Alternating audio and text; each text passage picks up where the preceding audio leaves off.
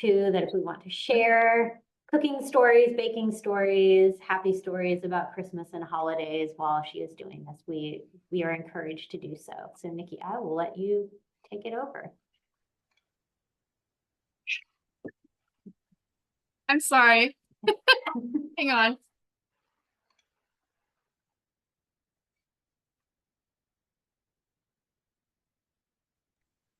All right, our clock decided it was 6 o'clock and needed to chime really loudly in this house. So, well, thank you for inviting me, Mallory. Welcome to everybody here.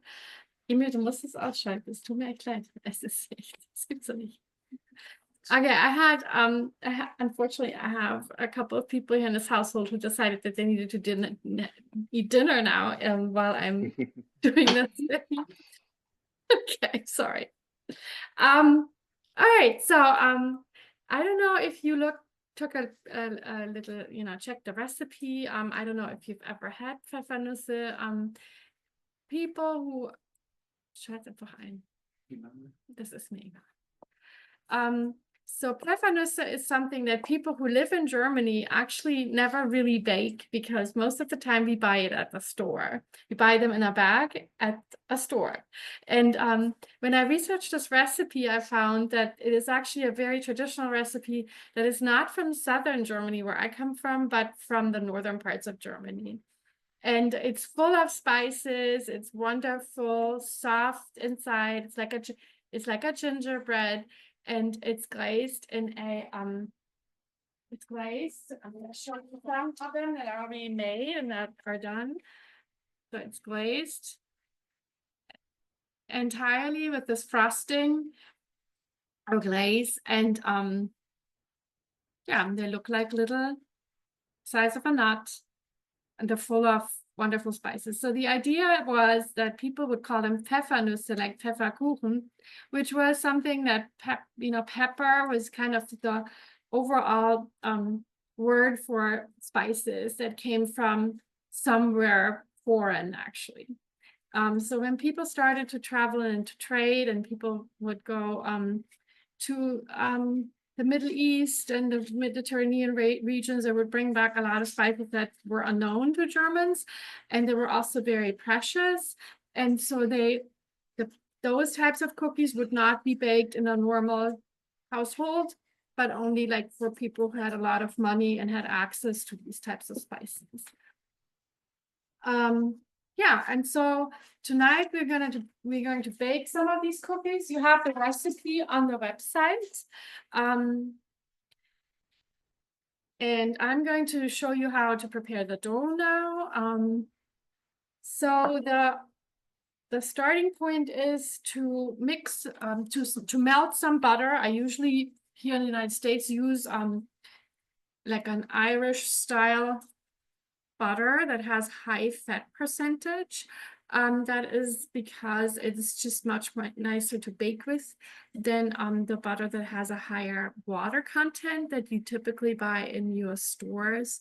But you are able to find these high percentage fat butters also. Like I bought this one at Costco, and this one is available in all major grocery stores. So the recipe tells you that you should melt the butter with molasses, which I use this one, and that's actually something that you can get really well in the United States, not so well in Germany. So I really love it, and I buy it when I can get it in like small towns where stores offer that. Like this one is from the Eastern Shore. It's now empty.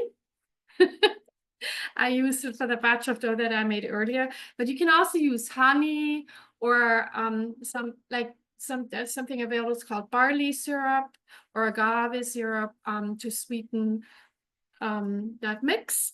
And it also contains dark brown sugar. And in order to melt those sugar crystals from the brown sugar, which are fairly large, you want to melt the butter with the sugar and the molasses, and you'll have a very liquidy type of mix like this. And that will go into the dry ingredients. And the dry ingredients are flour, ground almonds. In my case, I use blanched almond meal that was available at the store, but you can also grind your own almonds with skin on, or you can buy an almond meal that has skin on. Almonds, some places like Trader Joe's sell that, or you can also grind your own walnuts, hazelnuts, and substitute them for the almonds, depending on what kind of nuts you're able to use in your recipe. Not everybody can use can eat all the nuts that are out there. So in this case, I'm using almonds, and I'm going to add this to the flour. Also very important that to add to the flour in this case is baking Dutch cocoa, which I'm going to add now. And then the most important part are the spices. So I'm going to put a little bit of salt also in the dough, and then those spices. So that in the recipe, you'll find a list of spices like ground cloves, ground ginger, ground cinnamon, ground star anise. It also calls for ground nutmeg, and most importantly for ground black pepper. So I use, in this case, instead of mixing all those spices, I used something that I had in my pantry sitting there for several years, actually. I don't know how good it is still, flavorful. It's a Lebkuchen spice mix from Germany that is available at the stores in Germany.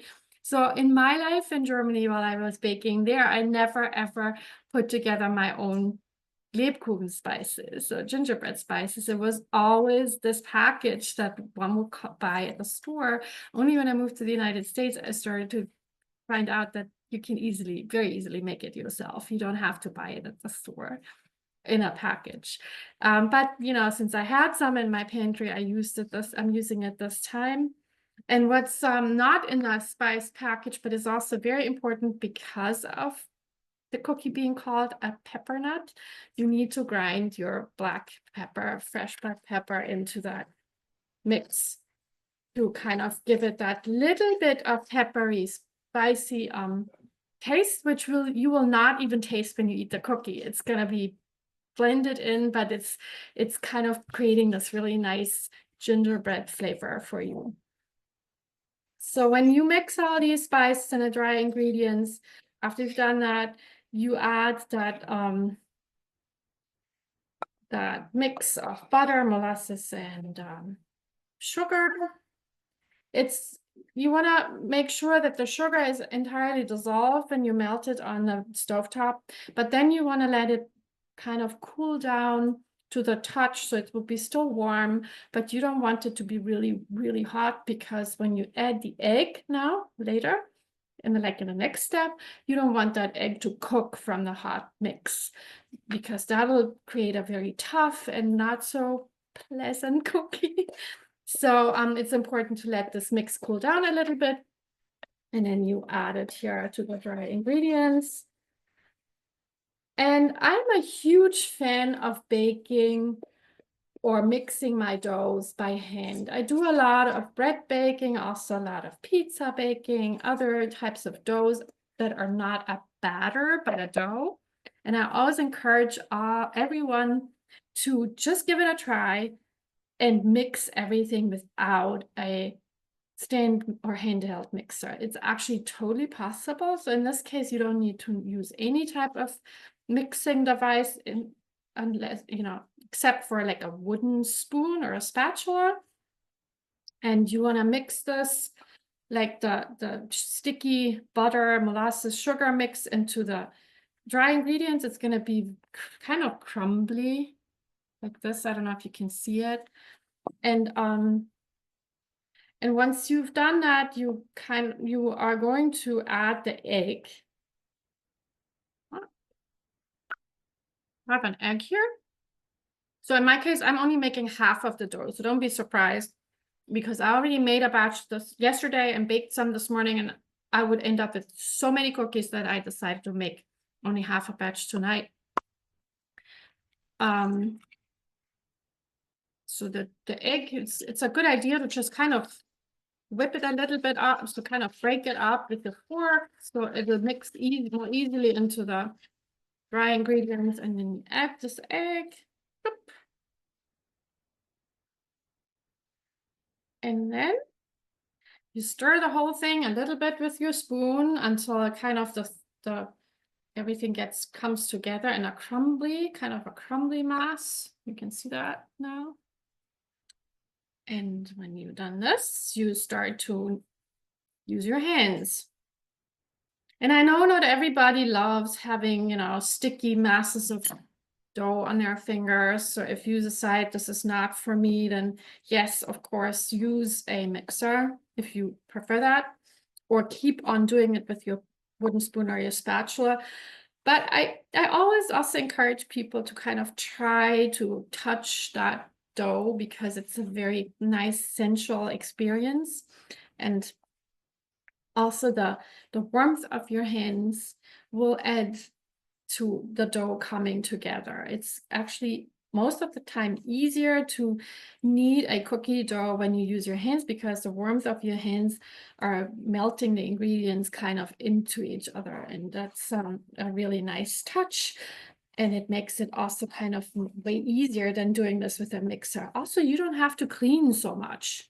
You know, you don't have any whisks or bowls, additional bowls that you need to clean. You just have this one bowl and you have your hands, and then you're gonna just scrape off the dough, and you will end up with a neat, slightly dark brown ball of dough. And I'm gonna show you in a minute. Just have to kind of finish this here.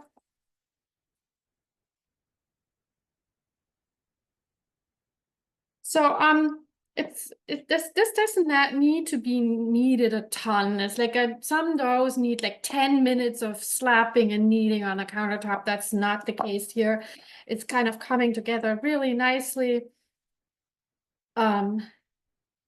Within like not even 2-3 minutes of kneading. It's just, the idea is just that you have a smooth kind of surface, so you don't have any crumbs anymore, or bigger pieces of, or dry spots actually of flour. So you want to have it like kind of neat, nice and smooth, like this.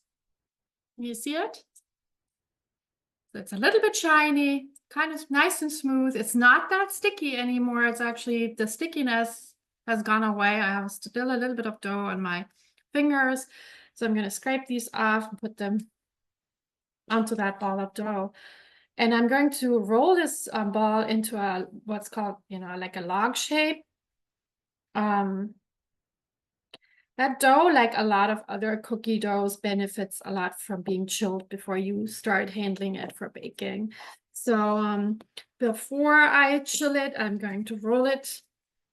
So you see my motion, right? So I'm rolling it into like a log shape like this. And to make this a little bit easier and to store it a little bit better, I'm going to wrap it in plastic wrap.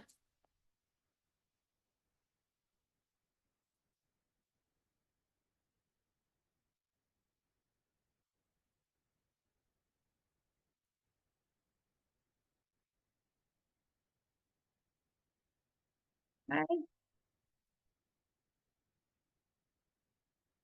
The fun part is that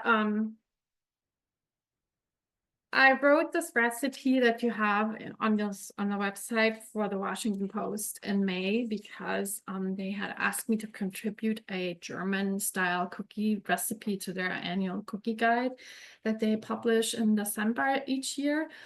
And so I suggested that we make Pfeffernüsse, which, you know, the recipe editor thought was a good idea. And then after I submitted it in the beginning of June, so she started to test bake it a couple of times in her kitchen or in our test kitchen. And she came back with me to me with questions. And she said to me, why would you roll this into a log and then slice off pieces instead of just pinch off, you know, a little bit of dough and work with that? And I'll show you in a minute what we're going to do next, and it makes more sense. But So I thought about this. This was such an interesting question because I'd never considered it. I thought, yeah, sure, log and then slice it into equal pieces and then roll the little cookies makes total sense to me. But she felt it was just too many extra, there were too many extra steps. And people would just be able to just pinch off a piece of dough and unroll it. And then I thought about it longer. And I've discovered this a couple of times. Recipe writing and also the way you bake is very different and culturally very different in Germany than in comparison to the United States and or the culture here, which is of course also a mix of all kinds of cultures again. And I thought it was really interesting because I had never even thought about this because as a German, this is totally clear. Of course, you roll in a log and cut it in equal pieces, and that just makes total sense. And to her, it didn't. And and then to me, it didn't make sense to pinch off pieces because I thought that was not exact. You would not have the same size pieces. It would be, you know, the cookies would be all over the place in different sizes. They wouldn't bake equally. And besides, you know, so think about Germans being so rigid, kind of. And that's exactly what happened there, right? My German rigid baking mind was like, hey, don't give people an option there. You know, everybody needs to have the same size and it's orderly and everything and not messy or different or all over the place. And so if you have the chance, go and read a German recipe, which is, although it's rigid and clear, not very exact all the time because the assumption is that people know exactly what they're doing. While in the United States, every step is really clearly defined and described because the assumption is people don't know what they're doing. And I this type of discovery I find so fascinating because it goes beyond the mere action of doing something in a kitchen. It just tells you so much about the culture that is, that where you're doing this. So I'm pretty sure you will find these things actually even in your own family households that people come together and have different ways of doing things. Okay, this thing will go in the fridge now. It needs to chill for about 30 minutes.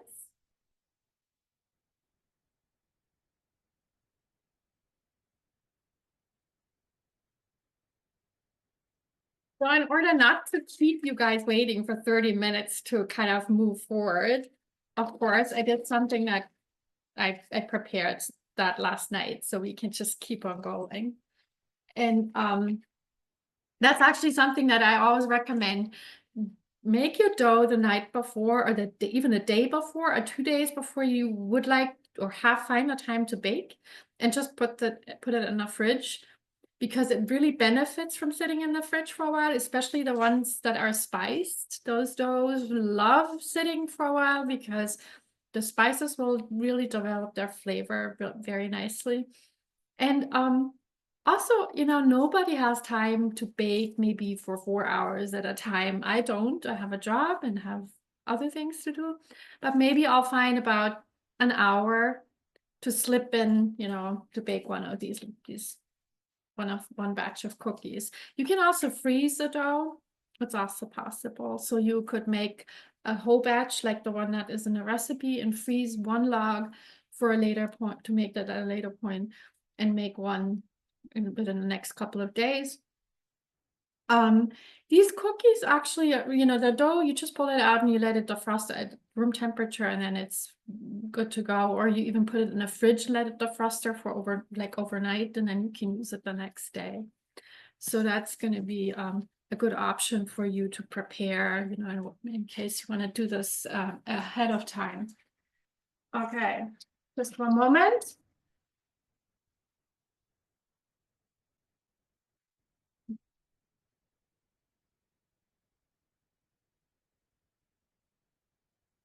All right, now here comes the cutting part, right? The one that I discussed just before. So I'm going to slice this into equal slices. With a sharp knife, I'm going to put this on my you don't even have to flour the surface you're working on the countertop or anything. You just use this piece of plastic wrap, put it down, and then slice it on top of it. Because all you do is you will roll those little cookies in between your two hands. Hang on a moment. Okay, knife.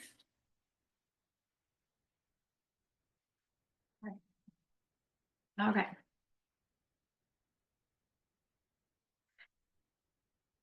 So I sliced those, this whole log, I mean, it tells you kind of some, you know, how large the log should be. It should be about an inch, I think an inch in diameter. And then you cut off pieces that are roughly an eighth of an inch, I would think.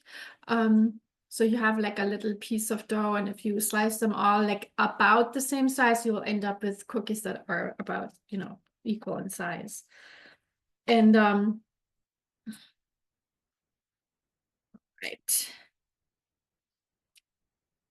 So at this point, I'm going to roll cookies for a little bit. So if you have questions, please ask. And I'll be happy, or, you know, that doesn't even have to really be related to any of the cookie baking. You can also ask something else if you are interested.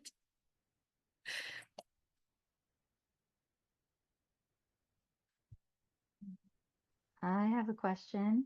Yes, please. Hi, Nicola. Hi. There are so many different types of Christmas cookies from Germany. And I like growing up, I remember my grandma, who's from Germany, always just had like this table that was out with all of the baked goods that she had made.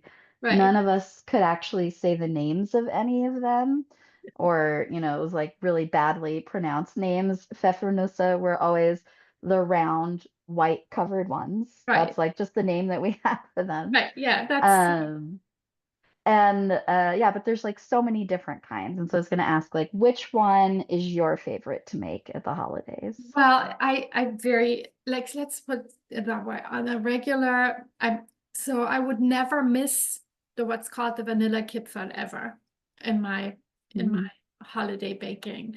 So usually I make about 5 to 6 different kinds of cookies. Don't make that many. Like I know other people make way more. But vanilla kipferl, those are the vanilla crescents, very classic Austrian, Southern German cookie from also ground almonds and a lot of butter. It's kind of a very delicate, short crust cookie, I would say, but very it breaks apart, and it's full of vanilla flavor. So I make that a lot. My kids would always want it, so I can never even, you know, miss out on that one. Gotcha. Yeah, what's yours, Jenny? Do you have a favorite one? Well, I also really love vanilla kipferl, and I'm hopping into this a little bit late, but I remember one year I brought some vanilla back from Germany, and Nicola made vanilla kipferl for me, so that was really fun. Those are delicious. I do really like those ones. I am a big Lebkuchen fan, though. Yeah. Those are actually not so easy to make. Like the traditional Nürnberger Elisenlebkuchen, we used to have, do you remember this coworker we had, Manuela? She's actually from Nuremberg. Oh, and yeah. She would have a device to kind of, I don't even know how you call that, like press those equal shaped, really exact type of same size round Elisenlebkuchen onto the that wafer that you need. And a wafer, right? How do you pronounce that? Wafer. Wafer, right? Yeah. Wafer. And there's no flour in them. But a lot of other things, lots of nuts and candied orange peel and other things. And usually it's translated as gingerbread, but I don't think that that's the best translation for it, because you're right. yeah. Gingerbread normally doesn't have nuts in it. No. you know, and it has flour, whereas Lebkuchen has ideally Right. less flour, if not no flour. So Right, right. Well, gingerbread is actually more closely to what the Pfeffernüsse are like. Kind mhm, of this very lots of different spices, but flours and almond like a flour and almond flour, and kind of unbaked. So they have like they dome. That's the same with those little Pfeffernüsse. They will dome when you bake them. Kind of get this nice shape, and that's what Lebkuchen actually, or Pfefferkuchen, look like as well. yeah, no, I think you're right. I thought that's closer. Yeah, but every time I hear gingerbread, I'm always like, yeah, we all say it, we all translate it that way, but it's really different. It was also interesting when the recipe editor from the Washington Post asked me to contribute a recipe. So she asked me what would be a typical German Christmas cookie or holiday cookie. So I suggest a couple of things like the vanilla crescents, but also the Linzer cookies, of course, Yeah. and then also some sort of Lebkuchen. Mhm. And she always said, "Oh no, we had this before, and we had that before, and we did that before," which, you know, was of course not surprising to me because a lot Mhm. of these recipes have found their way into the North American baking traditions of the different people with different cultural backgrounds, and they have developed them into different things, like not different things, but you know, baking them differently, or developing new ways of baking them in different types of recipes. And I don't know if you saw the cookie guide this year, but there was one woman, she has an Asian background, and she actually made some, so she brought a lot of traditions from her own baking culture and made some sort of Stollen bites, Oh, okay. which I thought was super interesting, to kind of this type of fusion of a more European, Eurocentric tradition fused with you know, spices and ingredients that are actually from Asia. So Really cool. I'm gonna have to check it out. yeah, I really like that. Okay, cool. Awesome. I'm almost done rolling now. Any other questions before we move on? Yes, no? Can I ask everybody who had what their favorite Christmas or holiday cookie would be? Like, is it okay for you if I ask Jackie? I never really met a cookie I didn't like, so That's good, actually. this is very I've done absolutely like no holiday baking, but this has reminded me several like literally 21 years ago I bought an international cookie cookbook.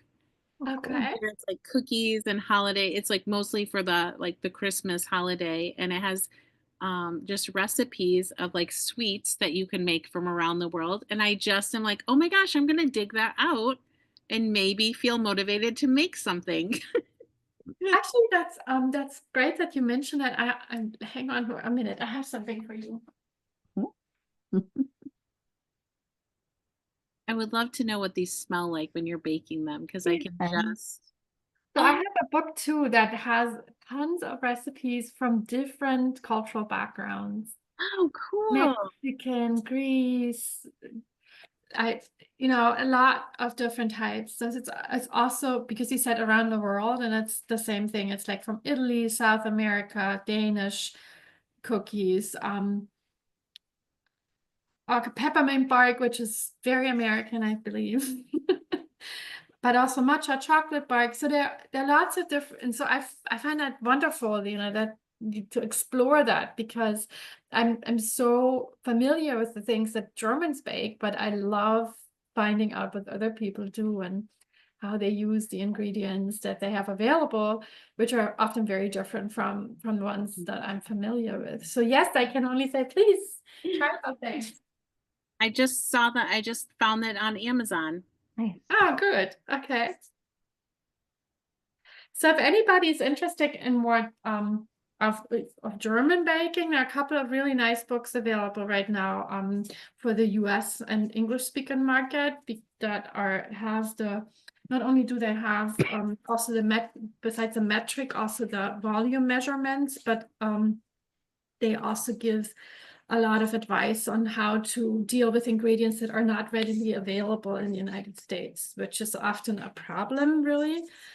Like with the Lebkuchengewürz. But I can recommend 2 books that you might like.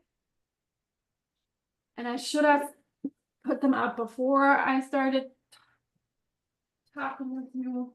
So this one, you might have heard of it. It's Louisa Weiss. She's American, but she lives in Berlin, and she published this like many, many years ago.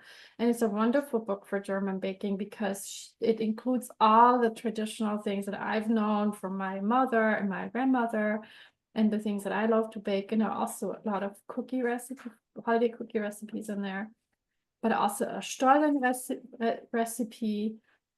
So if you'd be interested in exploring that more, that's ideal because she wrote it really for the English speaking audience. It isn't even published in German. I recently met her here in DC because she published now the second book. It's called Classic German Cooking, and that's all. She presented that at the cookbook store here in DC, which is called Boldford Books. They had a book talk with her. And that is also, if you are looking into cooking German dishes, buy this book. I can only tell you that I really love the way she wrote the recipes, because each and every one is one that I know from my childhood. It's like kind of this really the German home cooking that I'm used to, and a lot of other people. And I still cook some of these things on a regular basis. And one of the things I made from her cookbook was great because after Thanksgiving, I had all this turkey left. And she has a recipe for chicken fricassee, which you can easily make with turkey. And it was on point. It was really great. So, and then this guy, I don't know if you've seen him on the Great British Bake Off. He's German, but he lives in the UK. And he's from Franconia, so around Nuremberg. And he wrote this book also for an English-speaking audience, and there are also very many very traditional recipes of cakes, but also pretzels and rolls and everything in there. If you are looking for something like that, then I can recommend checking that out. All right. Okay, I made all my cookies. Now, let's see. So this is what they look like. Oops. And they will go into the oven now to bake. And while they bake, we can move to the next step because I pre-baked some of the cookies this morning. And we can now see what we do when they're baked.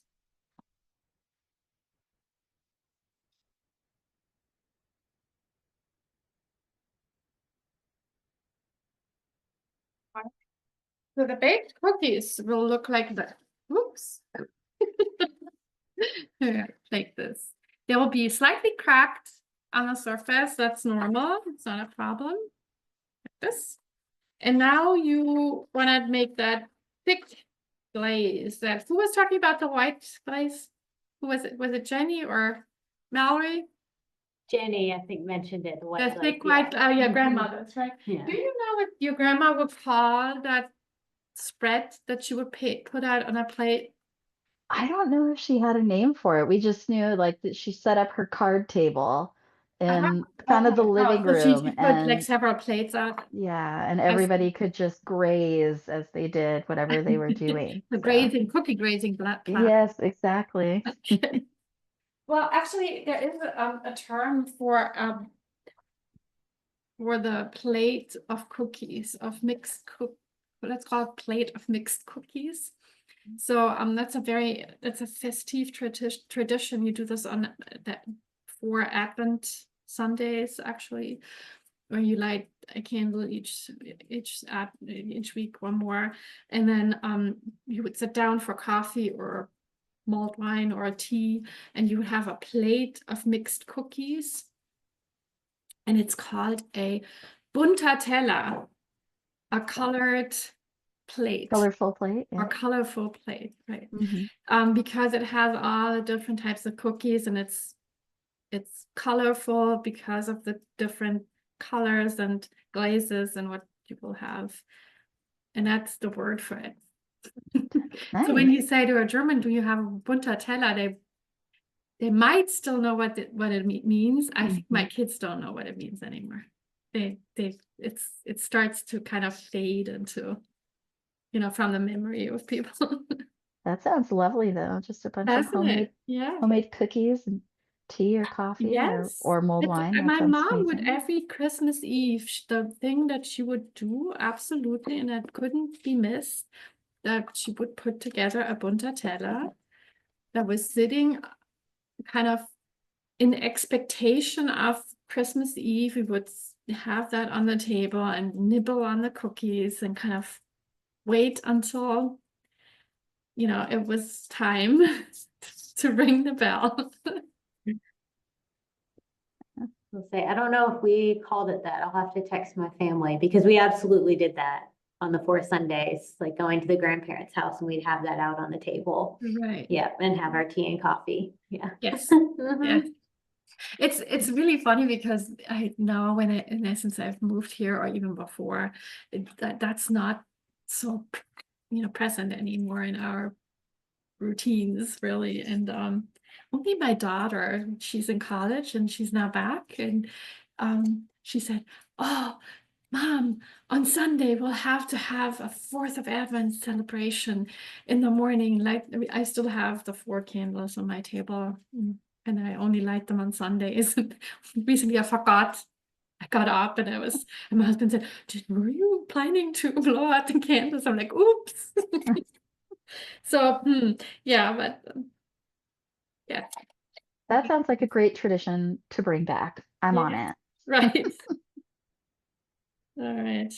Okay, so I'm mixing powdered sugar now with lemon juice, and I'm kind of really love lemon juice with those cookies, because what happens is the lemon juice will add a certain amount of tartness to the sugar, and it will make a wonderful combination with the spiced gingerbread flavor that you have in a cookie. It's kind of, interestingly enough, even balancing out a little bit of that intense sweetness that you have there, also with the molasses. It kind of gives it that little tangy, yeah, addition, which kind of creates a wonderful flavor profile. And I need to have a little bit more of the sugar. Any other questions? No, who else is here? Daphne? I don't know. Is Daphne still here? Wood left, right? Yes. Oh, okay. Yeah. I was gonna ask, I can't remember what it says in your recipe for how much lemon juice. Oh, yeah, right. So, I usually eyeball everything. So I put in the sugar first in a bowl, and then I add a little bit of lemon juice. Even if I press, I press a lemon, like a whole lemon, into with my juicer. I only start adding little by little because it very easily becomes very liquidy if you put too much lemon juice into the sugar. So I'm looking for a kind of a more stiff type of glaze or frosting, because it's a glaze actually. Yeah. Because I want this not to be too runny and run down on the sides. I want it to be staying on the cookie, to have this distinct, I showed before, kind of have it covered in its. See that what I mean? And you can only achieve that by having a kind of a very stiff type of glaze. So I'm going to show you. This is what I'm looking at. Okay. It's kind of dripping slowly down your spoon. It shouldn't be kind of be runny anymore. It's a little easier to apply when the cookies are freshly baked from the oven, because when they're still warm, it'll help to spread it. So in this case, where I pre-baked the cookies, it might be a little bit more tricky. So I'll glaze those cookies, and then I'll put sprinkles on top probably seen them. Sometimes it's a white glaze and white sprinkles, or it's a white glaze and pink sprinkles, or whatever. And I made, like before, the ones I showed you, those are my favorite. So I make a pinkish glaze. You can't see that really well in that light, sadly. So it's kind of a more intense pink, but it's the same like the picture on the website, actually. And then I crush pink peppercorns, and then I also add some pink nonpareils, because the pink peppercorns would add a really nice kind of very brief spicy flavor. And I love that with the sweetness of the cookies. It reminds you that it's supposed to be a Pfefferkuchen type of thing, right? Yeah, so that's basically, just have to make sure that I don't forget the ones that are in the oven. Hang on.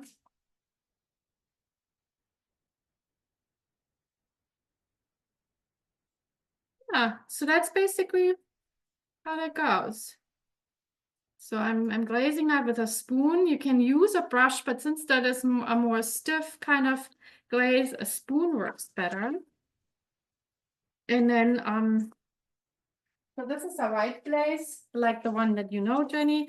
And I add some, you can see that now, I add some nonpareils. Nonpareils? How do you pronounce that? That's how I pronounce it. little- I the don't know if little it's kind right of- or not. Yeah, I was gonna say, I've always wondered that myself, how to correctly How do you pronounce that. pronounce So- I think nonpareil is right Okay. though. Okay, good. I'm glad. Let's call it good. Good. Yeah, okay. So that would be it. Looks so Any- beautiful. I know that I've been a little bit faster than I was supposed to be, right? But That's okay. because we have still time to also discuss other things if you are interested in more details of holiday traditions.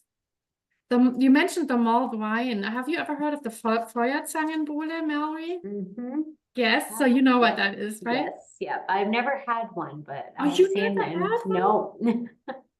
Even though you were in Bavaria? Yeah. Okay. Mhm.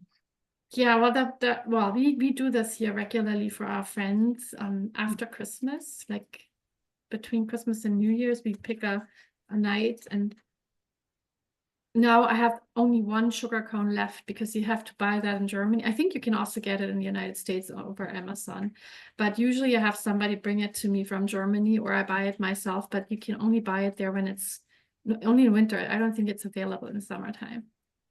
And then you have this sugar cone, and you have this device that you put above a mulled wine. So it's red wine with orange juice and sugar, only a little bit of sugar. And then you have high percentage rum, and you pour that over the sugar cone. You have to go outside with us. You can't do this inside.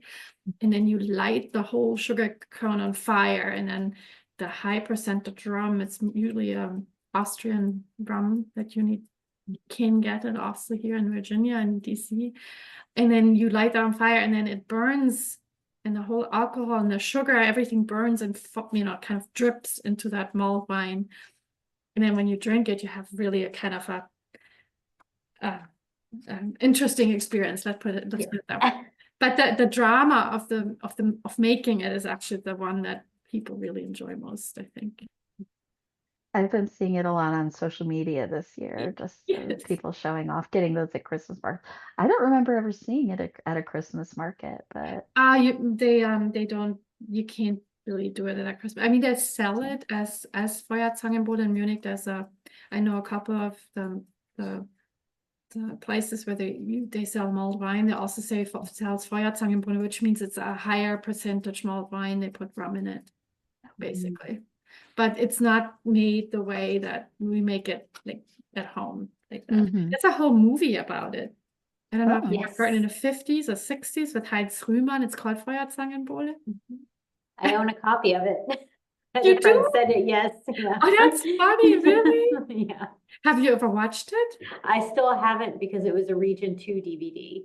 So my friend sent it to Okay. me, and I didn't have a way to watch it. Oh, it's an Yeah. insane movie. People drink all the time. So incredible. Like the drinking culture in the 50s in Germany must have been insane.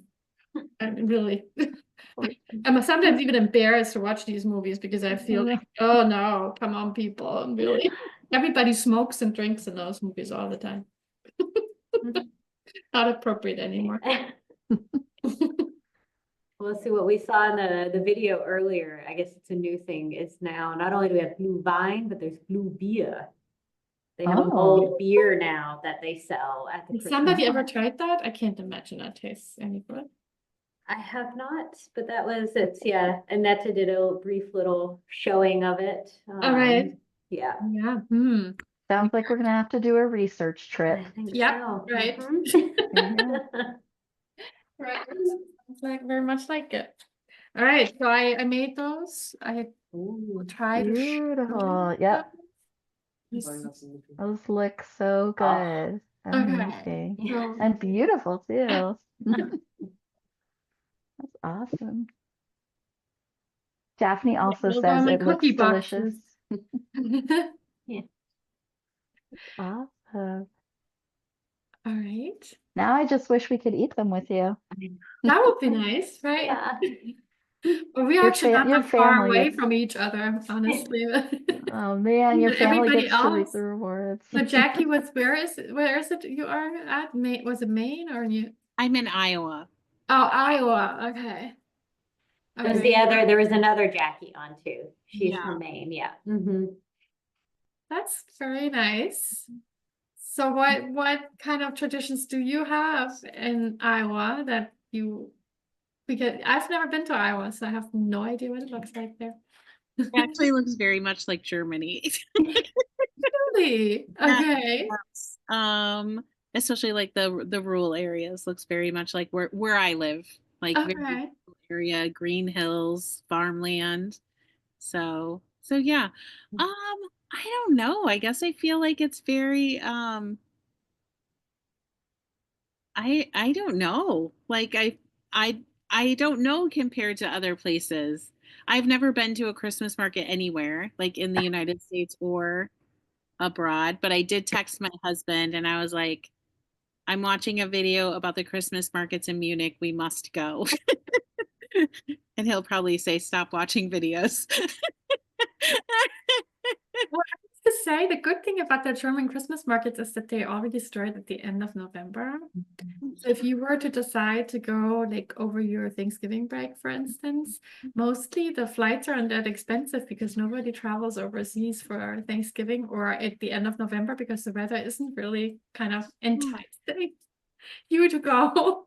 But since everything starts at the end of November, also the decorations of the stores and everything, I've been to Germany in the end of November, at the end of November, even like mid-November, it starts already. And that's kind of a really cool thing to do because you get the whole experience, right? These are the cookies. Yeah. And not having to go, when it's Christmas time, when when the flights are really super expensive and hotels and everything. So yeah, why not? Yeah. All right, I'm gonna take the cookies out of the oven.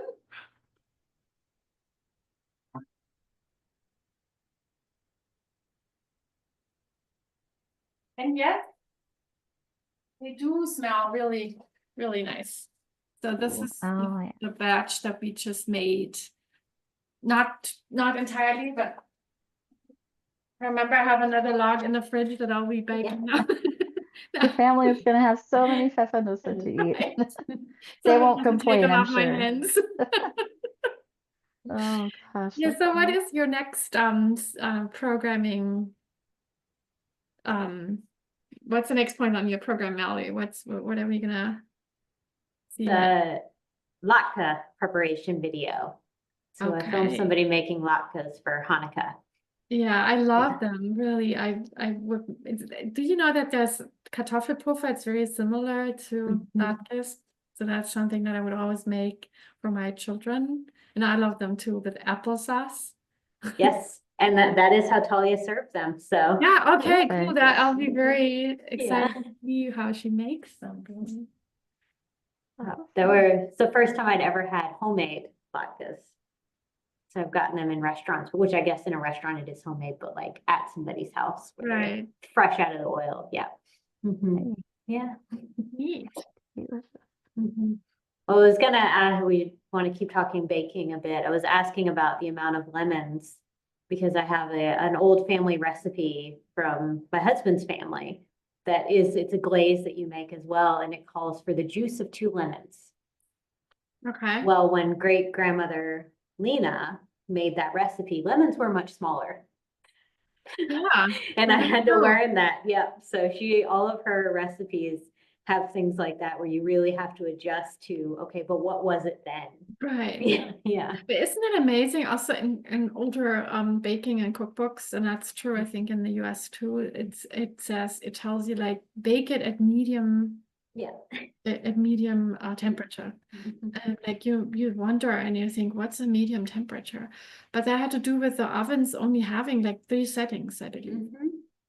So people didn't have like 100 and I don't know, 375 or 350 or whatever, but only these 3 settings, and there was no way you could like Yeah. decide what actual temperature that was.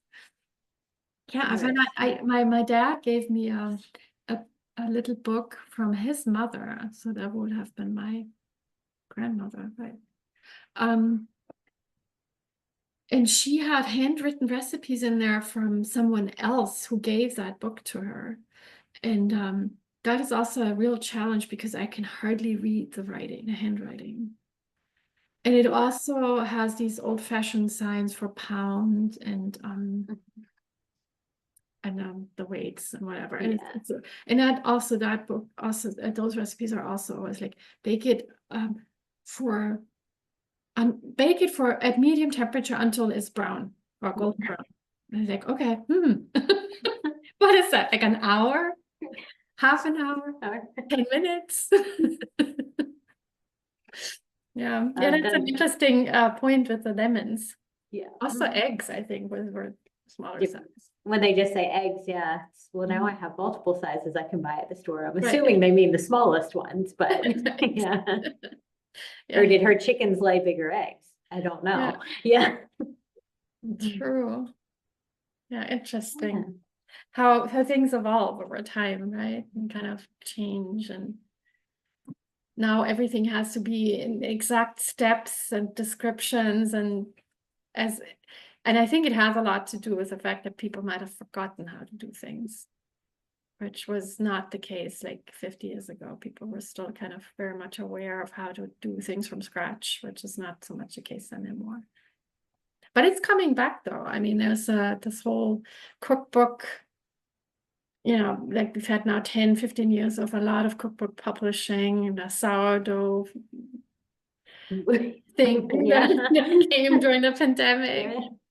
And a lot of people who do a lot of baking and explore different kinds of flours. And so I'm here in Northern Virginia, or actually here in the whole area, there's a group called, it's like an interest group, I don't even know how, association or nonprofit, that's called it's called Common Grain Alliance, and they actually support farmers, millers, and bakers in the Mid-Atlantic region for locally grown grains and milling and baking, which I find super interesting. And they sell the flours at the farmers markets here in this area. So my farmers market in the Mosaic district, they have a stand there, and I can go and buy a flour that is milled in Lynchburg, get grown, and the grains are grown and brought from Pennsylvania or whatever. It's kind of a really interesting movement to move away from the more industrialized production of ingredients back to the more locally focused production and the use of it too. So yeah. Amazing. You think it's just a cookie recipe, but it's history and culture and science and all these things come Yeah, together. and lots of Tradition. narratives to tie to it too, right? Personal narratives, family narratives. It's kind Yeah. of really And delicious cookies. Yeah, I have to glaze more cookies. There are more on my Yeah. picking sheet here, but I'll just move them over here. Hang on.